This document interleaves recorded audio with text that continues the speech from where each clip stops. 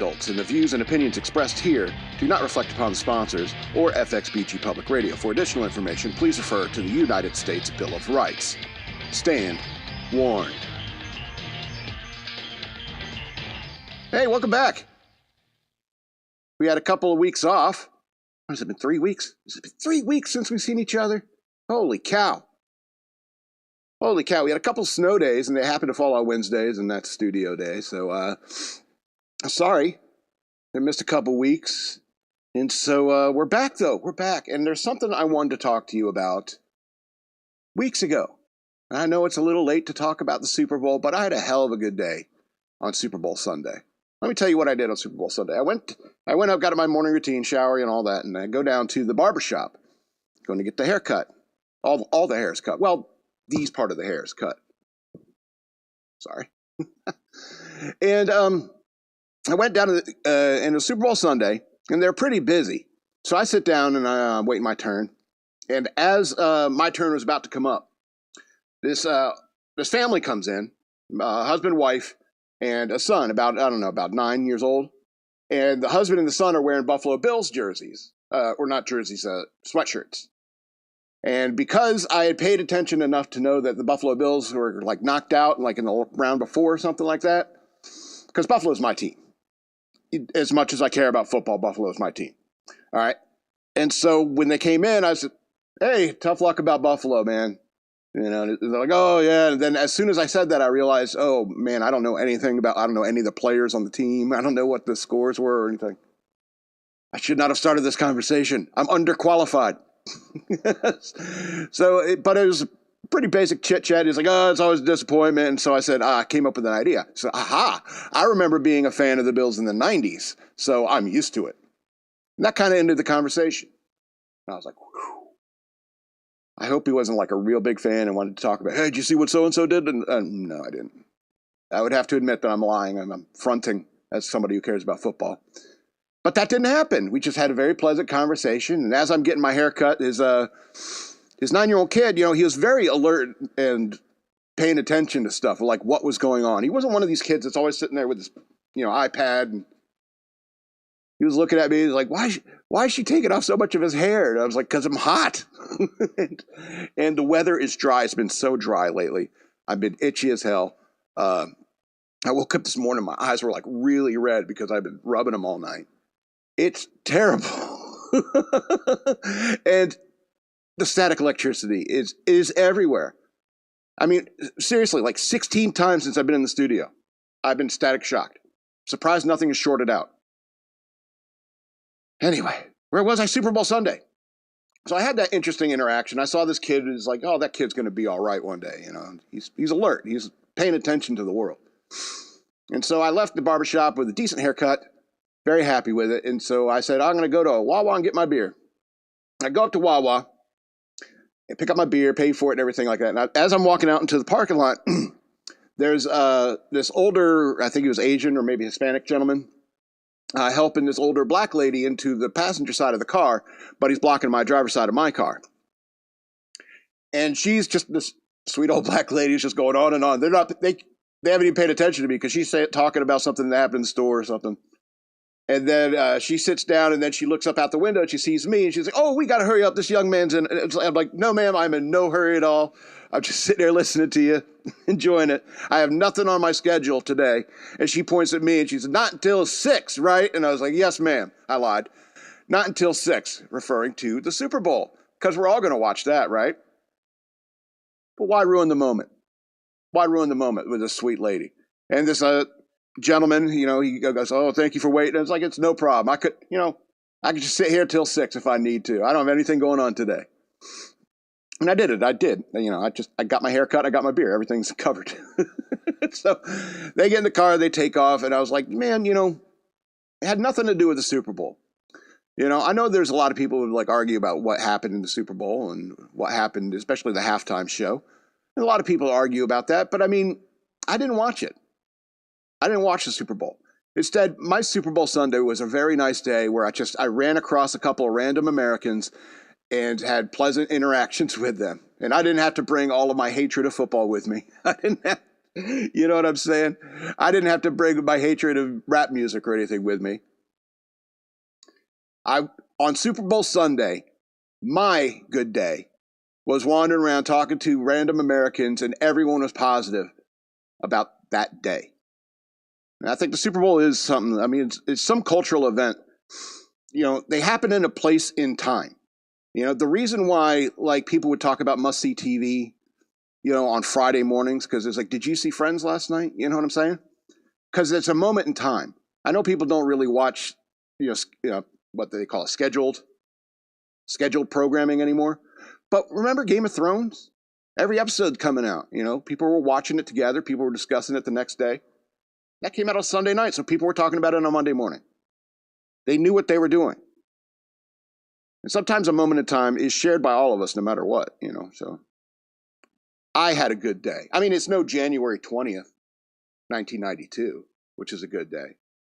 I don't know if you saw that guy who figured out what day Ice Cube was talking about. Have you seen that? It's genius. And he's talking about like the Supersonics got beat. And so that limits the dates of when the Supersonics were playing. He can say, I got a beep from Kim, and you know what she can do. Which it turns out, you know, Kim didn't live up to the hype. Now that I think about it, he said she can go all night, but you know, he was so deep, put her ass to sleep. Kim didn't live up to the hype. You had to wake her up around 1. Top Gun. And I mean, I think that's very interesting. And consulting my own memory, I think that was a pretty good day, January 20th, 1992. Trying to think of a good day for... That was a pretty good day. It wasn't great. You know, I probably had bacon that day. I never got a triple-double, that's for sure. Kim didn't live up to the hype, though. Did I talk about the Patron Packs? Shock Monkey Radio. Go to patreon.com/shockmonkeyradio. Become a patron today. I would appreciate that. Or you can send me money through Cash App. Use the hashtag shockmonkeyradio. If you become a patron, you can get a Patron Pack. I got the beach towel. There's a bunch of stuff in it. I also got some new stickers that I'm going to be throwing in for you. I got a bunch of these, so I'm going to be sticking them all over town. Hopefully I don't get arrested for vandalism. But the Patron Pack, a beach towel. I forget all the stuff that's in it. Playing cards, beer koozie, the bottle opener, and like you're gonna have 3 stickers. You're welcome. And I got some special cuff stuff coming soon. Because I got notifications from Zazzle, and I'm like, when did I order this? And it's brilliant. I must have been drinking. I came up with some interesting things. Anyway. I think maybe I might do like a contest to see who gets those. Anyway, we'll figure it out. So go to patreon.com/shockmonkeyradio. Become a patron today. You can get a Patron Pack. I got a few left. Go to hashtag shockmonkeyradio on Cash App and follow me on social media over here at DNALTSAW. This word Wasteland spelled backwards on the Twitters. SLRobbins13 on Instagram and Shock Monkey Radio Redux on Facebook. Thank you very much. Where is he? Fred. They told me at FedEx it'll be there like March 3rd. Oh, what's up, John? Happy birthday, man. Happy birthday. Did you know it was his birthday? Happy birthday, bro. He was turning 29? Seems older.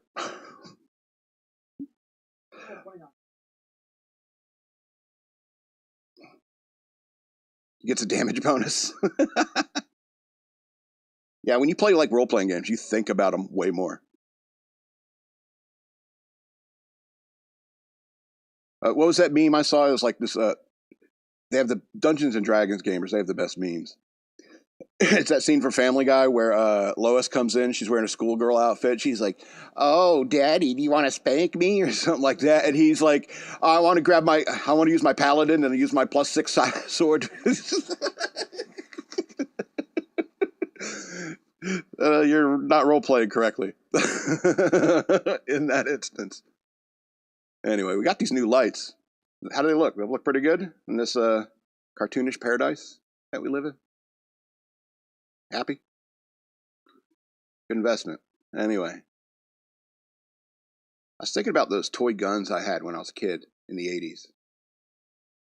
You remember, like, in the 80s, like, the toy guns, like, even when I was, like, 10 or 11, you know, like 86, 87, you know, toy guns didn't look like that anymore. You know, look at the blonde Rambo guy. It's clearly ripping off Rambo. But I mean, even though they had that little sparkle tube there, you know, you'd pull the trigger and go, and the sparkle look like it's a gun. I would love to get this as an 11th birthday present. But I mean, even back then, you'd buy those guns and they'd have like the red tip or something like that because kids got shot holding toy guns. And I don't know. It just seems, for some reason, it always bothered me that I couldn't have a toy gun that looked real. You know? I remember playing war where a guy just like, he was like, I'm going to, well, I don't have a toy gun, so I'll just take my dad's .22 rifle, run around the woods with that. I don't have any bullets, but the bolt works, and I can go pew. And they come over to my house, and I have all camouflage on. Camouflage paint on my face. I even had a helmet, like a military-style helmet. I was the kind of kid that hung out in, you know, military surplus stores. Scraping together, trying to find, like, bottles of cans, turning it in for the recycling so I can get enough money to get the helmet liner, which is what it was. It wasn't an actual helmet. It was a helmet liner for an old World War II helmet. And I ran around the woods in that with painted face and realistic-looking guns. And for some reason, over the years, you know, they all become, the more modern they are, the more ridiculous they look, the more cartoonish they look. They look like candy, you know? And for some reason, that bothers me. I understand the purpose of the risk of being shot, you know, for kids. But if you're a kid, I don't know how to not be cruel by saying this. If you're the kind of kid that's going to point a toy gun like this at a cop, you're a moron. And I don't know, that's probably evolution doing its work. You know what I'm saying? I mean, I've watched enough body cam videos to know that when people point real guns at cops, you know, I'm sorry, it's over. But if you're a dumb enough kid to like point a toy gun at a cop, I don't know, I'm not trying to be mean, you know, but you're dumb. Plus, when I was playing war, I was able to run around the woods. So I don't know what it's like playing war in the inner city and stuff like that. So, and maybe you shouldn't. You should find like some other form of recreation. But I was lucky enough to live in the suburbs. I ran around like covered in mud, run around the woods with realistic looking toy guns, having a blast. I think it was because like the guy who had one of those weapons with the red tip, as soon as it pointed at you, you saw him. You know? And a lot of that playing war in those, was you wanted to ambush your enemy. You'd have teams. It was real weird. It was like you have these rules for this game, and you wanted to ambush them. And he's like, "Oh, they're coming! Everyone, get!" You know. And that was the big own. If you were able to ambush the other team, but if you have like 4 guys and their guns look like candy colored, they look like they're made out of Skittles. You can't hide in the bushes with that stuff. Anyway. I guess I woke up one morning and I was just mad at like those guns, those plastic guns. You know, just like most mornings, I'm just glad some mornings, you know, I don't wake up being mad at horses. You know, I wake up in the middle of, horses! You know? But I'm just glad that there's some days where it's not that. I woke up, I was like, those fake toy guns, these poor boys these days, what are they playing with? Anyway. Those were good days. You know what I'm saying? Good memories. You should savor the good days while they are. Speaking of which, it's like almost 70 degrees here. We missed the last 2 Wednesdays because of snow. And I'll be honest with you, I probably could have made it the first Wednesday and got a show in because of the snow. There was the different types of snow. But the second Wednesday we missed, I probably could have made it because I was sliding around. I went for a beer run. I was sliding around all over the place. It was just a different, like, wetter snow. Anyway. I was thinking about spelunking. Elon Musk is going into space, and there's no way I can compete with that. But I was thinking about, like, caves, like going into caves. People die all the time doing that, though, I understand. I think that it's I think it's equally interesting to explore like all the caves under this planet. You know, even exploring the ocean, as terrifying as that would be for me, it's not something I would want to do. The ocean terrifies me, just the vastness of it. Kind of like space that way. Space kind of scares me that way. Like being adrift, like in a pod, you know the oxygen's running out, it's not going to last forever. Drift in space, no planet in sight. It's as bad as being lost at sea or stuck in a submarine at the bottom of the ocean. Or like in the abyss, a station, what's a Sequest base. But they say space is the final frontier, and I think that's true, even though we haven't explored all of the oceans and all of the caves in the world. You know, like under Mount Shasta, it's like there's tons and tons of caves. You used to live up in Luray, right? Is there an end of the Luray Caverns? Yeah. Nobody knows. That's what I mean. Because it gets to a point, whether or not it leads to a Gartha or anything like that, all right, it always gets to a point where it's super narrow and people get stuck. That's usually how people die in this thing. There's also people who like explore underwater caves, and again, I'm scared of being underwater. It's the underwater part that scares me. But going scuba-ing in tight spaces and caves and stuff like that, you got to be insane. I remember I saw this one documentary of this guy who like was trying to get in this cave, so he took off his breathing thing off his back, shoved it through this hole so he had enough room to shimmy in. It's like, dude, you are insane. I would never do that. I mean, I wouldn't do that in a cave without water. You know what I'm saying? I guess I wouldn't need the oxygen at that point anyway. But it is fascinating how nobody's really fully explored many of these caves. And there's lots of caves all over the world. And there's all sorts of strange legends of mysterious creatures coming out of caves all over the world. And we haven't explored all of that. And Elon Space is like, I want to go to space. I'm like, okay. Did I say Elon Space? Elon Musk is like, I want to go to space. That's fine. It is the final frontier. There's way more out there than there is here. But we haven't explored everything that's here. We haven't explored everything that's under the ocean. Not a place I would really want to look, but haven't done it. Haven't gone all the way in deepest caves. They found a mushroom that's like miles long under, like, in some caves. I know. A single life form. And it's like thousands of years old or something like that. It's a big fungus. Like a giant freaking mushroom. That's terrifying. I wonder if it makes good soup. Because that could feed people. We can get something useful out of it. Anyway. I'm going to skip number 5, EK. I hope that's all right. Might harsh our mellow. So you didn't really have to bring anything up for it. I was just going to harsh our mellow. Let's talk about, let's do a movie review. What do you think?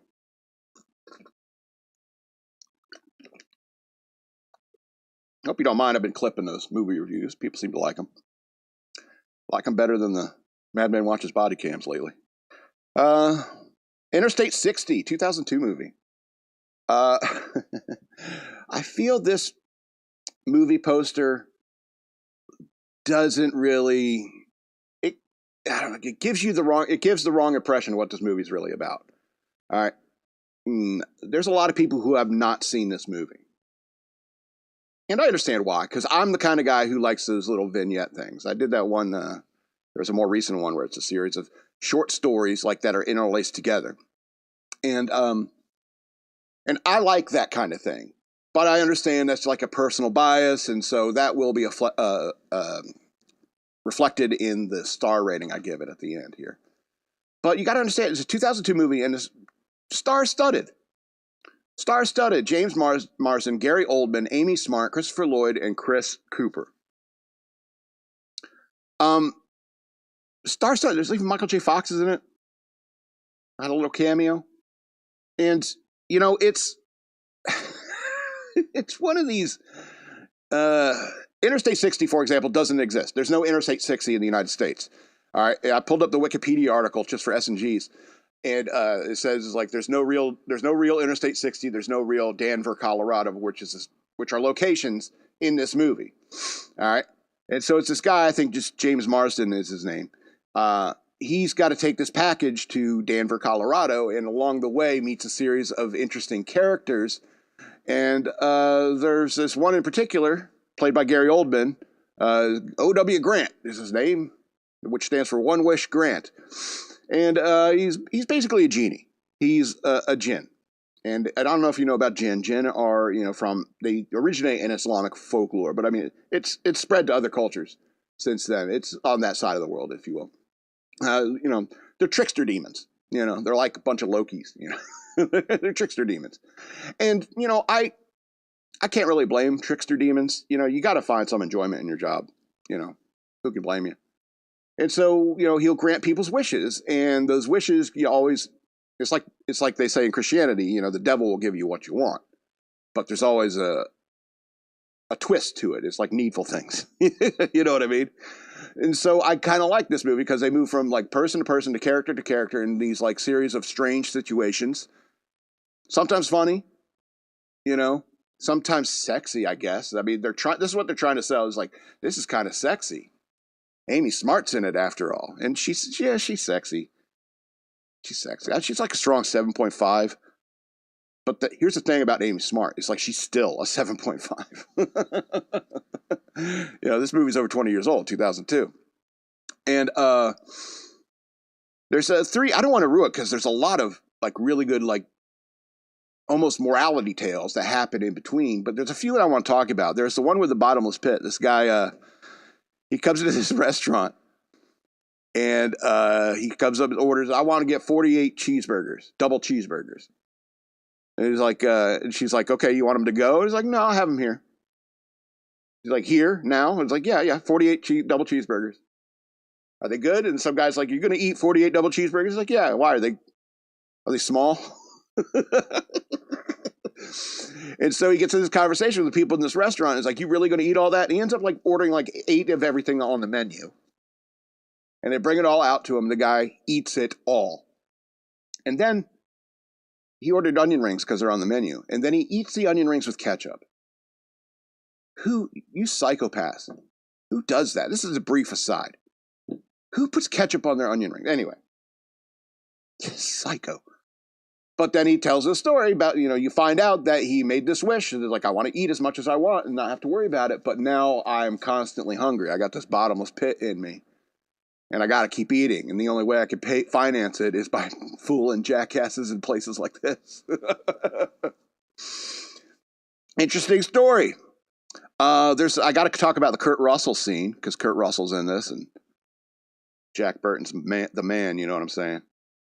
But the James Marsden comes across this lady who's looking for her son who ran off. And they find him in this like at this party town, and he's like, it's basically like an ecstasy party. It's a rave. And they find him, and he's having the time of his life. He's partying with his new friends and their feel-good candy. And and the mom's freaking out because she can't get him to leave. He wants to stay. And so they go to the police, and the chief of police is played by Kurt Russell. And he explains what happened is like we developed this drug, this party drug. The kids really seemed to like it, and they, got out of control. And so we legalized it. We'll give it out to everybody who wants it, but you're going to live in our housing. You're going to do the jobs that we tell you to during the day, but at night, all the drugs and parties you want, And so what they do is you got a bunch of these teenage ravers on the streets in like, what are they called? I'm thinking unitard, jumpsuit. Speed suit. And they're out there picking up trash and doing like civil stuff. So basically the whole town is drugged out municipal workers. And Kurt Russell's like, well, if you're the mom, we can, set you up in town, help you find a job or something like that. So you can be near your son and maybe see him every now and then. We also have programs where he can come and work at your house for you. You could do that, or you can join the party. And he hands her the drug. It's like, take the drug and live as a part of it. It's real weird. It's like, it's not a sustainable society at all. It's about to fall apart.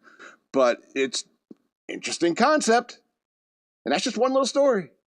Then there's the stories that involve Chris Cooper, who's my favorite character in this movie. Chris Cooper is this guy that you're introduced to him. He's sitting there on the side of the road holding a sign that says, "Looking to hire a driver. We'll pay, what do you say? Like, I'll pay you for mileage and $10 an hour." And so James Marsden pulls up next to him and he goes, "How you doing, sir?" And it's basically like a job interview. "I'm in the market to hire a driver. Are you a licensed driver?" He's like, "Yes, sir. Can you show me your driver's license, please?" It shows him the driver's license. "All right, here's the deal. I'll pay you for the mileage and $10 an hour until I get to my, like, Denver, Colorado. I think that's where everyone's going." And the guy's like, "Okay." And this guy, he's like a chain-smoking psycho. But his interest is in the truth. He's like, "I can't stand people that lie. I can't stand lies, especially when they're in print." And you're like, "Oh, okay." And you find out he was diagnosed with cancer, and he's just at the point where he's had enough. Anyway, so they stop at this, you can pull up that other picture. They stop at this gas station to get some gas, and there's this guy outside that has a sign that says, "We'll work for food." EK, you can pull up that other picture.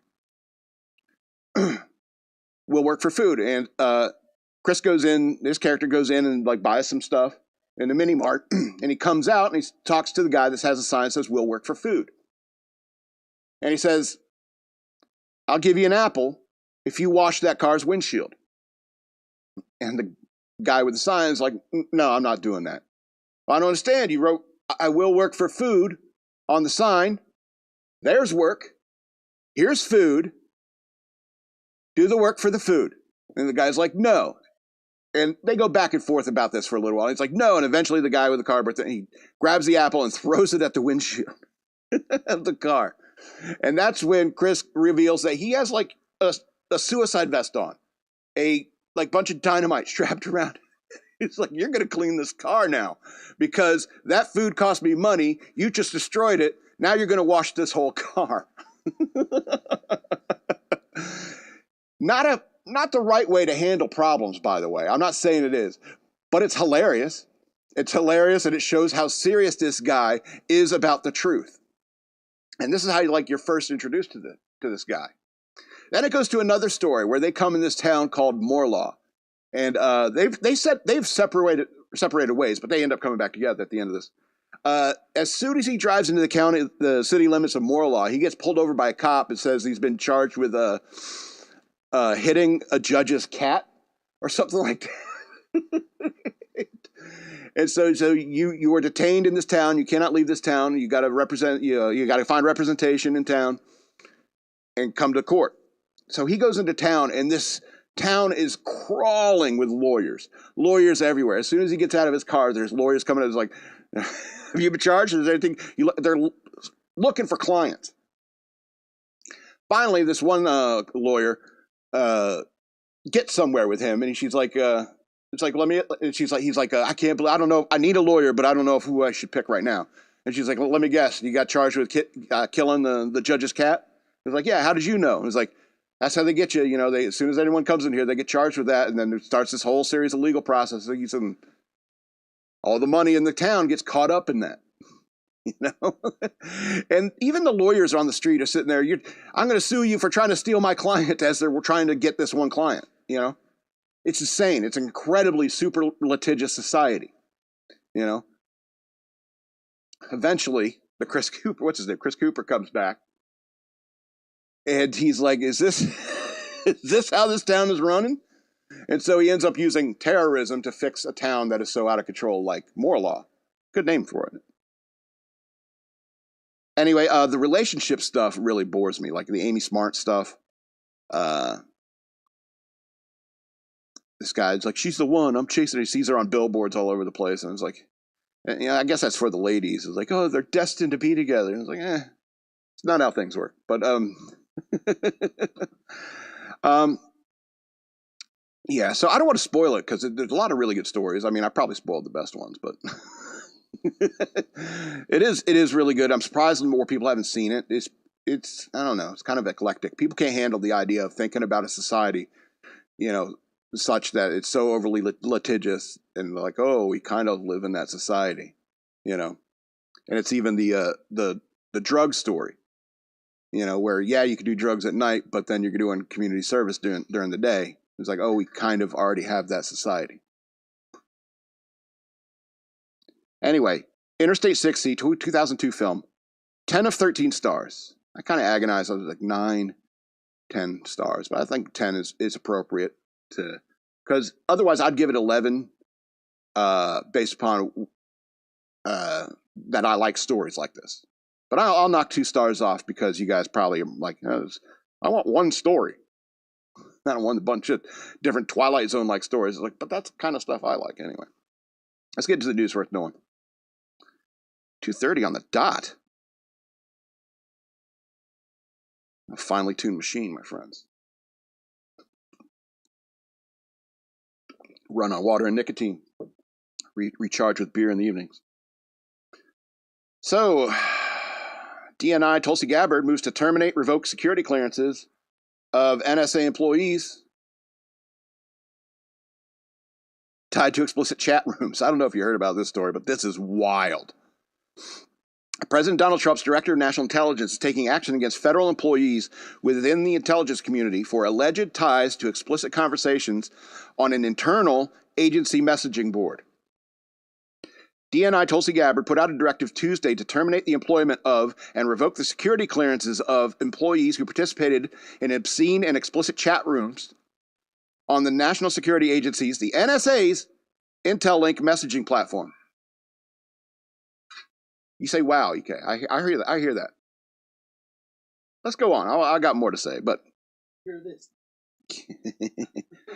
there are over 100 people from across the intelligence community that contributed to and participated in what is really just an egregious violation of trust. What to speak of, like basic rules of standards around professionalism. Exactly. You don't want me coming into work saying, "Oh man, I shit myself last night." I don't know about you, but I'm good for that about 2 times a year. I come out, just water all down my leg, water. Like that George Brett, you know what I'm talking about, right? The George Brett baseball players. Yeah. All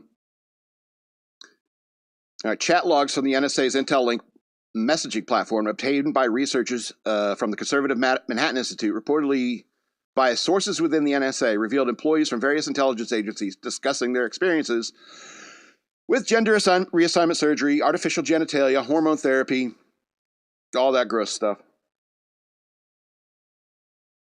Where is it? Hormone therapy, polyamory, and pronoun usage.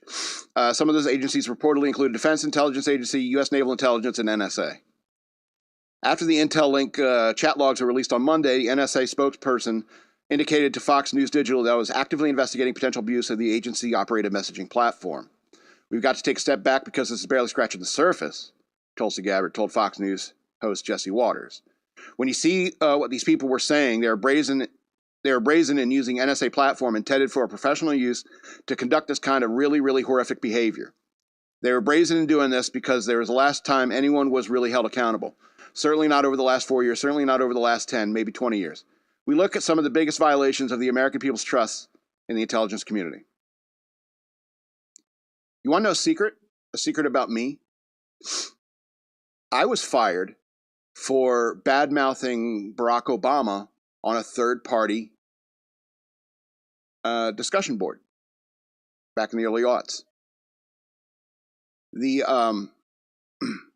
My argument at the time was, it's not like you run the discussion board. It's not like I'm using our government chat. We had like I forget what it was. It's like a web-based. It was crap, if you think about it, back in the day. But that pissed people off. Plus, they're like, oh, why are you conservative? I got plenty of reasons. Because the frickin' deep state screwed me over. Because I didn't want to play their game. I wasn't all aboard Team Obama. Anyway. I mean, it's just a matter of professionalism. I mean, it's just like AOC. Oh, girl, baby girl. Hey, what's her name? Was it Tiffany Henyard or what's her name? She goes, your beach blonde, bad built butch body.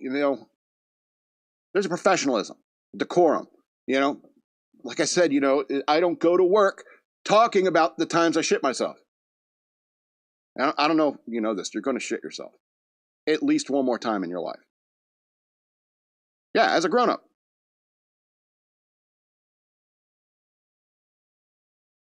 Like my dad said, it's like, okay. How good you are as a person will reflect how public you are. I don't know if that's true. I don't believe in karma. All right. Gretchen Whitmer sounds off on push to condemn U.S. Supreme Court's gay marriage ruling. Quote, hell no. Michigan Governor Gretchen Whitmer, a Democrat, no kidding, spoke out against the proposed resolution that condemns the U.S. Supreme Court's 2015 Obergefell versus Hodges gay marriage ruling. The resolution declares that the Michigan House of Representatives reaffirms the definition of marriage as put forth by the Michigan voters and enshrined in our Constitution, a union between one man and one woman. The state's constitution stipulates that the union of one man and one woman in marriage shall be the only agreement recognized as marriage upon a similar union for any purpose. It's a fancy way of saying no gays, no gay marriage. But the landmark high court decision forces states to allow gay marriage. The opinion asserts that same-sex couples may exercise the fundamental rights to marry. No longer may this liberty be denied them. The proposed resolution is being pushed by Representative State Josh Shriver and multiple other Michigan state lawmakers. Quote, has Obergefell versus Hodges not widened a portal where gays, queers, transsexuals, polygamists, minor attracted persons, see, I hate that phrase. Don't use minor attracted persons. That's playing their game. Call them what they are. They're fucking pedophiles. Attracted person? Yeah. Is this the first time you heard of that? I've never heard of it. Really? And other perverts advance attacks on our children. All right, you know what happened? You know what happened, gay people? We were okay with it. You had it. You had gay marriage. And America was generally okay with it. But it didn't piss off the squares enough anymore. And so you started doing this transgender bullshit, and now you pissed off people to the point where, like, we're done with these games. All right? First of all, we accepted the gay marriage, and then it started becoming lesbians pissed off that this guy wouldn't bake them a wedding cake that said gay on it or something like that. It was that, and that wasn't working, so you created this crazy transgender thing, and now you're like, oh, we're pissing them off again. And guess what? We're pissed off, and things are going to change.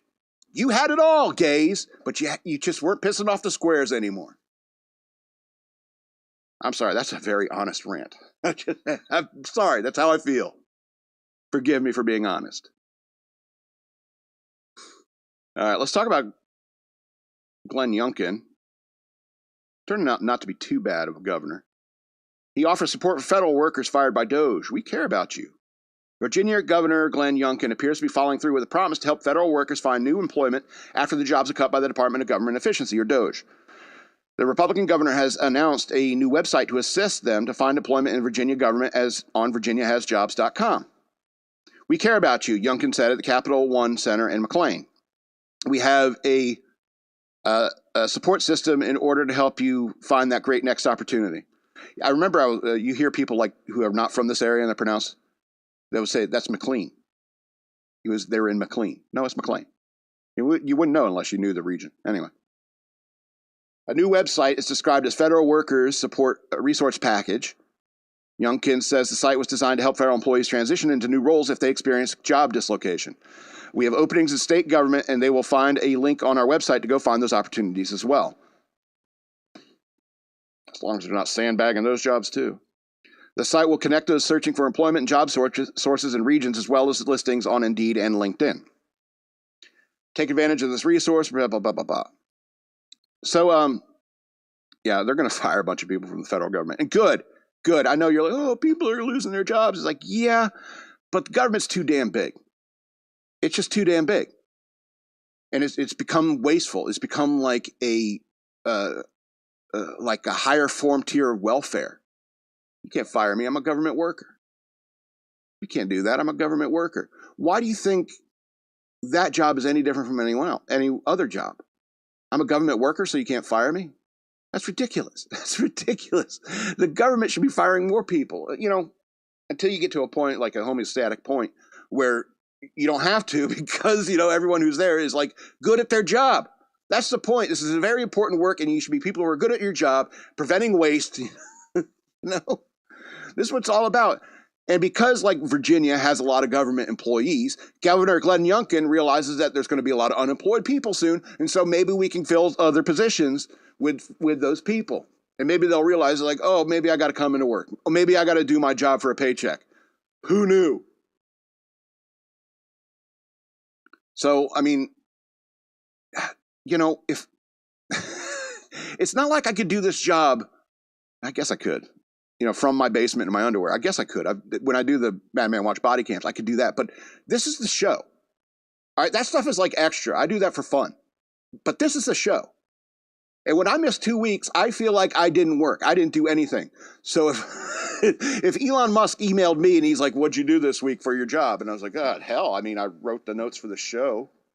I recorded a Madman Watches body cam videos and I processed it and posted it. I posted on Instagram so people think I'm still there. I got 3.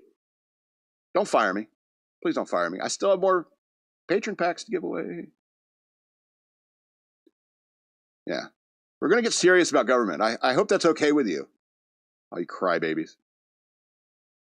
All right, let's talk about something international. I don't know if you've been paying attention to this stuff. I thought you were laughing for a second. You're coughing.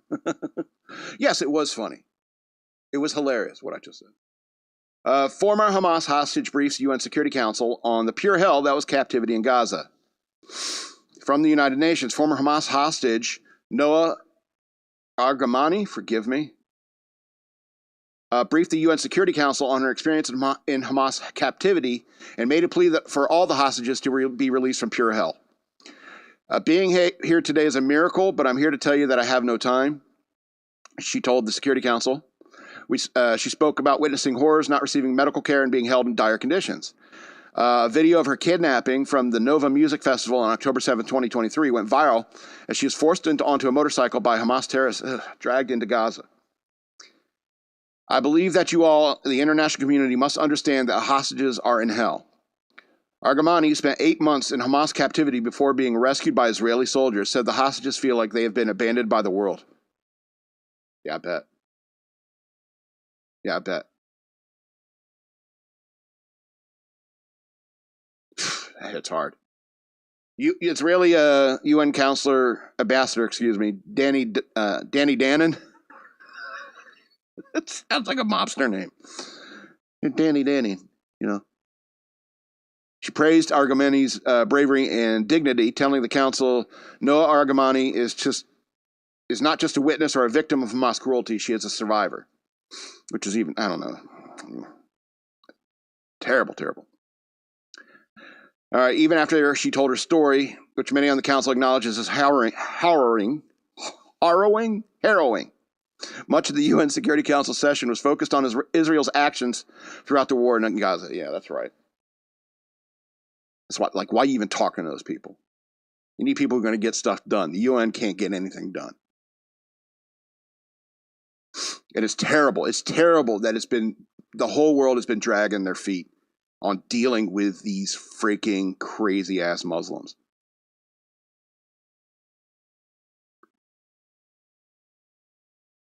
All right. Last 2 stories and we're done. Let's cheer it up. Let's cheer it up. It was a good day after all. Opossum eats entire Costco chocolate cake, says Wildlife Rehab. And the comment is, been there, girl. Ugh, why are all you ladies so fatty? Why are you so fat? Fat fatties. I ate a whole chocolate cake, and that's normal for me to say out loud. You know? Look, I frequently will eat a whole pizza, but I shouldn't really say that. That's the point. I'm a big fatty too. I get it. Anyway, a hungry opossum with an unrivaled sweet tooth is on the road to recovery after eating an entire chocolate cake from Costco. Although he has diabetes now. An animal rehabilitation center posted. I'm kidding about the diabetes. This Virginia opossum was admitted today after reportedly devouring an entire Costco chocolate cake. Nebraska wildlife. How did he get there? If he's from Virginia, do you think they import him? Or just like Virginia opossums have that wanderlust? They just, my dad always told me, go west, young man, go west. Nebraska Wildlife Rehab is located in Omaha and rehabilitates native Nebraska wildlife and migratory birds for return to the wild. Or maybe when they came to the New World, they discovered possums in Virginia, and that breed is all over the United States. Maybe I'm panicking. Maybe he isn't that far from home. I feel better about the opossum. Nebraska Wildlife organizes and facilitates nature preservation efforts and education programs. The image of the opossum's intake notes from the animal control officer said the opossum was brought in due to having eaten an entire Costco chocolate cake. The animal was panting a lot, however mobile and alert. Got diabetes, I guess. While the intake note that we had to take off his foot. The intake noted the label of the opossum as a male. She's actually female. Oh, way to screw that up. Just imagine that. Oh, that chocolate cake. With some time in rehab and a diet reset, the chocoholic should be stabilized enough to return to the wild. Definitely cranky. Yeah, I bet the sugar rush is gone. He's like, damn it, give me more sugar. Same, possum, same. Amusing post went viral on Facebook, shared more than 3,000 times, with many people commenting that they too wish to eat an entire chocolate cake. You can, though. It's okay. Just don't tell people about it. I relate to this opossum on a spiritual level. Others defended the opossum's unusual diet splurge. No, it's a possum. You know, if it was an entire donkey ass, he would have eaten all that too. Believe me, he would rather have the chocolate cake, wouldn't you? To be fair, if I ate a whole Costco chocolate cake, I'd probably be panting a lot too. We've all been there, girl. Anyway, I think that's funny. Somebody once asked me about the horse thing. He's like, "Don't you think that like possums are evil too?" Because I've had an encounter. She's like, it was a girl I was talking to. Because I had an encounter with a possum, and those things are evil. But I'm like, I think they're misunderstood. I think possums are creepy, but I don't think they're evil like horses are evil. You remember I had that apartment over at Steeplechase? Yeah, I used to park right next to the dumpster, and I come out there and bring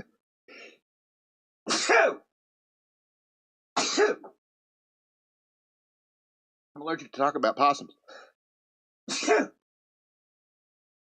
Wow. It's so dry. Anyway, I used to park next to that dumpster, and it was convenient. I'd go out there, I'd throw the trash in the dumpster, and then I can get my car and off to work. It's right there. And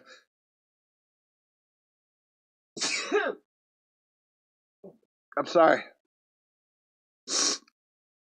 And one day, I remember I threw the trash in the dumpster, and sat in the car, and I turned on the lights.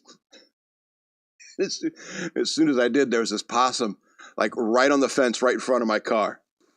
And it's just the way he looked at me, he was like I'm really surprised. And then he fell off the fence.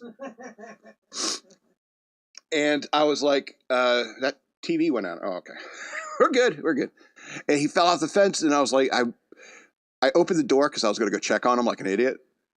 And I think I remembered, oh, don't they like pass out and fake death to avoid it? Was like, okay. But it was 4:00 in the morning. I couldn't see him in the dark. When I turned on those lights, we both scared the crap out of each other. So I don't think they're evil. I think they're goofy creatures with their weird penises and their pouches. The only marsupials on these continents, the Western Hemisphere.